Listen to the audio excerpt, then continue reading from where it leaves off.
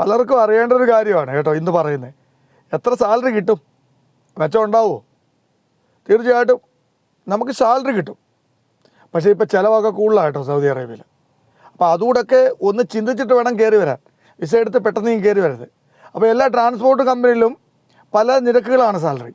അപ്പോൾ ഒരു ചെറുതായിട്ടൊരു സൂചന പറഞ്ഞാൽ 1000 റിയാൽ മുതൽ 1700 റിയാൽ വരെ ബേസിക് കിട്ടും. ബേസിക് എന്ന് പറഞ്ഞാൽ അത് നമുക്ക് മാസം കിട്ടും, ഓട്ടോ ഉണ്ടെങ്കിലും ഓട്ടോ ഇല്ലെങ്കിലും. ഓക്കെ, പിന്നത്തെ ട്രിപ്പ് അലവൻസ് ആണ്. അപ്പോൾ ട്രിപ്പ് അലവൻസിൽ നമ്മൾ ചില കമ്പനികൾ, കൂടുതലും കമ്പനികൾ ഡീസൽ നമ്മൾ അടിക്കണം. ഒരു ട്രിപ്പിന് പോവാം, ഇപ്പോൾ ഒരു 1000 കിലോമീറ്റർ പോകാമെന്ന് വെച്ചു, അങ്ങോട്ട് ഇങ്ങോട്ട് 2000 കിലോമീറ്റർ. അപ്പോൾ നമ്മളത് ഡീസൽ അടിക്കണം. അപ്പോൾ അവർ ആ ഡീസലിൻ്റെ പൈസയോടെ ചേർത്ത് നമുക്ക് തരും. അപ്പോൾ നമ്മൾ ഡീസൽ അങ്ങോട്ടും ഇങ്ങോട്ടും ഡീസൽ അടിച്ച് ഓടിക്കണം. ചൂടാന്ന് AC ഇട്ട് കിടക്കാനും നമ്മൾ തന്നെ ഡീസൽ അടിക്കണം.